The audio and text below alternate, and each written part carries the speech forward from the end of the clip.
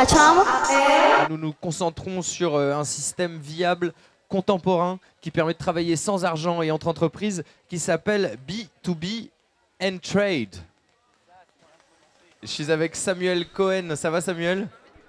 Ça va très bien, je vais t'allumer ton micro. Voilà. Bienvenue, Samuel, dans cette chambre d'air. Ça va? Ça va très bien, oui. Je salue l'initiative il n'y a plus d'argent, puisque c'est vrai que ça inquiète les gens, ça inquiète les sociétés, et c'est intéressant d'aborder la thématique avec vous. Alors toi, tu nous permets, donc c'est pas une association, c'est une entreprise qui permet de faire travailler les sociétés entre elles, mais sans trésorerie. Exactement. Sans argent.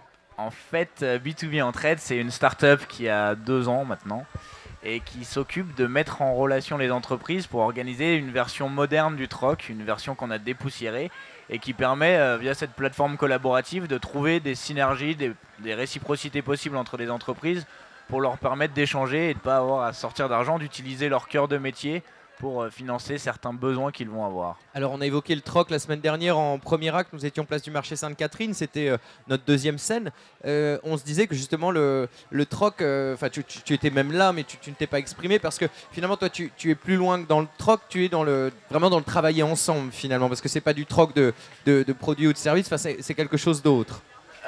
Non, nous on est vraiment sur le troc, sur la cinématique de troc, mais l'idée c'est de rapprocher les entreprises pour qu'elles travaillent ensemble et qu'elles développent des relations plus long terme mais qui s'initialisent par l'échange. Parce qu'il faut bien comprendre, c'est que le troc et l'échange, ça permet aux entreprises de sortir de l'immobilisme dans lequel elles sont actuellement, de dire bah moi j'ai pas d'argent, donc dès que je veux faire un pas en avant, je me prends en pleine face un devis auquel je peux pas faire face puisque mais j'en ai besoin. Voilà.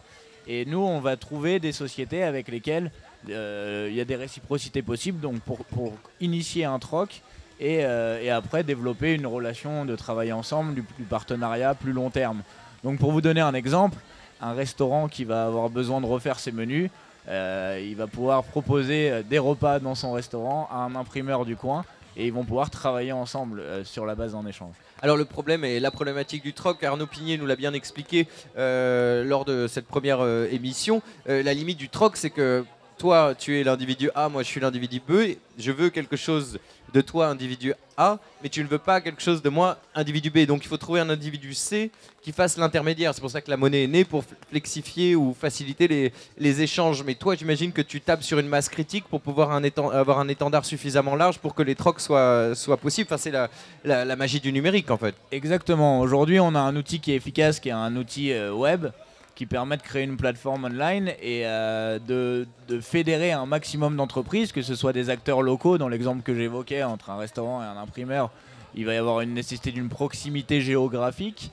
Mais après, l'idée, c'est d'avoir effectivement une masse critique importante. Aujourd'hui, on a 1300 entreprises sur B2B en trade, ce qui permet de fluidifier les possibilités d'échange.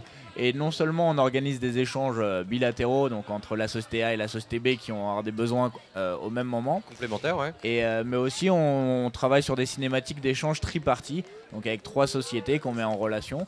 Et on va développer très prochainement une sorte de monnaie d'échange, ce qui n'est pas exactement comme une monnaie complémentaire. Je sais que c'est une thématique que vous abordez et qui est très intéressante également, mais qui sera un système d'échange multilatéral avec un système de crédit.